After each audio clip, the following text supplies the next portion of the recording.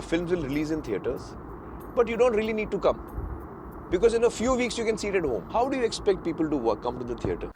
Hello everyone and welcome to our channel Chai Pe Charcha. So let's talk about Aamir Khan and his YouTube business model today.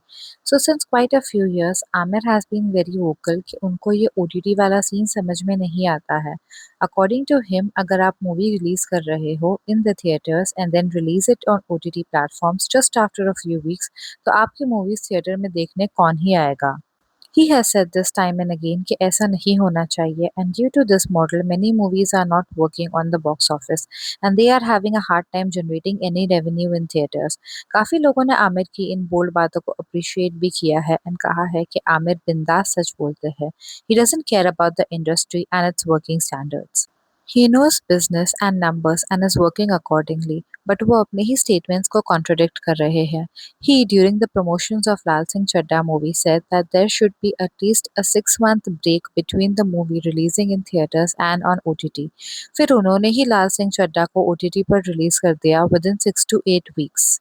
But उस time कई लोगों ने कहा था that may be the film did not do well, so Aamir ने ये step लिया है so that he can recover some extra amount from the movie.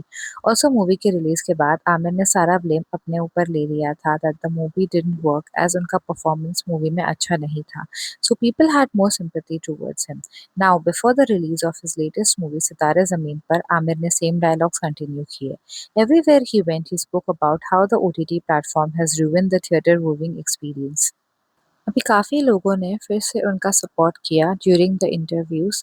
जभी भी आमिर को पूछा जाता था that when his movie will release and where it will release after the theatres, वो एक ही बात बोलते थे that it will only release in theatres. In fact उनके पोस्टर पे भी लिखा हुआ था दैट ओनली इन थिएटर्स.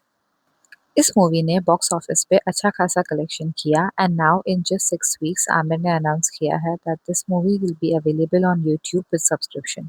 सो अब बात ये है कि काफ़ी मूवीज़ ओटीटी पर आती है, it's not a big deal, but ऐसे मूवी को प्रेज़ करना एंड कहना that it will only be available in theatres and then अपने ही स्टेटमेंट को कॉन्ट्रडिक्ट करना एंड मूवी को यूट्यूब पे इतने कम टाइम में रिलीज़ करना feels like a betrayal to the audience. अगर उनको मूवी यूट्यूब पे ही रिलीज़ करनी थी तो इंटरव्यूज़ में ऐसे बोलने की क्या ज़रूरत थी that it is exclusive for the theatres. Anyways उनको जो करना था उन्होंने कर दिया. You all please let me know in the comment section below कि ऐसे स्टार्स का इंटरव्यू में मॉरली करेक्ट चीज़ें बोलना एंड देन रियलिटी में कुछ और करना क्या सही है या फिर it's a money making industry and यहाँ सब चलता है. So yeah, that's it for today's video. If you like our content, please like, share and subscribe to our channel. It really means a lot to us. Thank you so much for watching. फिर मिलेंगे. Bye bye.